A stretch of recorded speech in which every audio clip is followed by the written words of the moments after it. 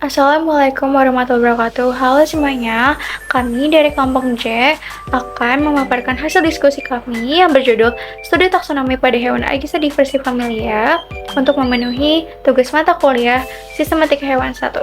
Berikut anggota kelompok kami, ada Dendi Galarino Ramadan dengan NIM akhir 152, ada saya Shalmel Azara dengan NIM akhir 159, ada Ardiano Pratama dengan NIM akhir 185, dan ada Nur Intan Supandi dengan NIM akhir 195. Berikutnya, saya akan membahas beberapa masalah yang akan diterangkan di video ini. Yang pertama, ada bagaimana sejarah taksa Aegista diversi familia dari karakteristik klasis hingga genus. Yang kedua, bagaimana karakterisasi populasi taksa hewan Aegista subchinensis. Dan yang ketiga, jelaskan variasi intrapopulasi pada taksa hewan Aegista subchinensis. Dan yang keempat, ada apa saja variasi yang mendasari pemisahan Aegista subchinensis menjadi spesies Aegista diversi familia. Bagaimana keputusan taksonomi pada spesies tersebut? Apakah terpisah menjadi spesies baru atau subspesies? Dan yang terakhir, apa saja perubahan tata nama nomenklatur pada spesies baru? Saya Shana Azara dengan NIM 159 akan membahas sejarah taksa Aegisa diversi familia dari karakteristik klasis hingga genus. Yang pertama, Aegisa termasuk kelas Gastropoda, yaitu moluska bertubuh lunak yang umumnya bercangkang spiral dan hidup di laut. Yang kedua, ada ordo Silamotopora, yaitu memiliki ciri mata di ujung tentakel dan bernapas dengan paru-paru sehingga mampu beradaptasi di darat. Yang ketiga, ada famili Samanidae, yaitu mencakup keong darat Asia dengan cangkang berukuran sedang hingga besar dan memiliki pola warna variasi pada cangkangnya. Yang keempat, ada Aegista, yaitu genus yang dideskripsikan oleh Albers pada tahun 1850, terdiri dari 50 spesies endemik Asia Timur dan telah mengalami banyak revisi taksonomi.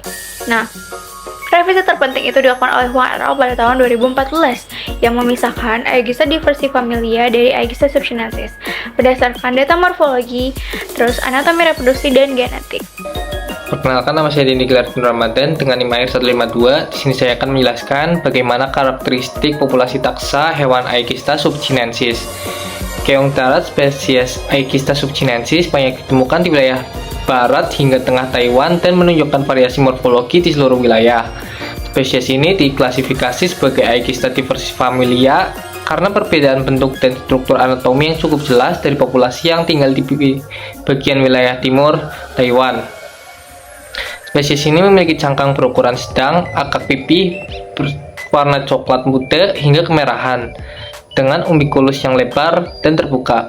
Selanjutnya saya akan menjelaskan variasi intrapopulasi pada taksa hewan Aegista subchinensis. Variasi intrapopulasi pada Aegista diversi familia menunjukkan adanya keragaman di dalam satu populasi spesies dari aspek morfometrik, anatomi, dan genetik. Analisis morfometrik memperlihatkan adanya perbedaan ukuran serta bentuk cangkang antar individu. Meskipun rasio diameter terhadap tinggi dan ukuran umbilikus tetap stabil, berdasarkan analisis PCA, populasi timur membentuk kelompok berbeda secara nyata dari populasi barat. Dari sisi anatomi, perbedaan panjang penis dan epipalus antar individu relatif kecil. Kemungkinan dipengaruhi oleh faktor lingkungan, umur, dan kondisi fisiologis. Hasil analisis genetik multilokus menunjukkan perbedaan haplotipe yang jelas antar kedua populasi. Populasi timur membentuk klat monofiletik dengan nilai bootstrap tinggi, menandakan spesiasi alopatrik akibat berhentinya aliran gen antar populasi. Perkenalkan, nama saya Ardiano Pratama dengan NIM akhir 185. Di sini saya akan membahas mengenai spesiasi alopatrik Aegista diversi familia. Jadi proses terbentuknya Aegista diversi familia dan Aegista subchinensis merupakan contoh nyata dari spesiasi alopatrik.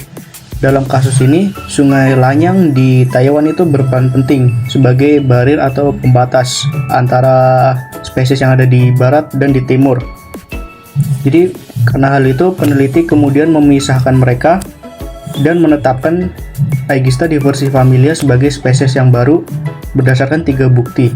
Yang pertama itu ada bukti morfologi, yaitu terdapat perbedaan antara ukuran dan juga cangkang.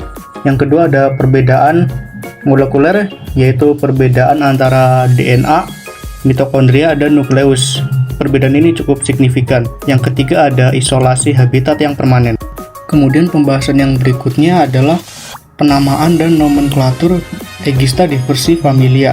Penamaan Aegista diversi familia itu mengikuti aturan dari International Code of Zoological Nomenclature atau disingkat dengan ICZN. Para peneliti memberikan nama Aegista diversifamilia itu berdasarkan untuk menggambarkan keanekaragaman dan momen sosial penting yang berada di negara Taiwan.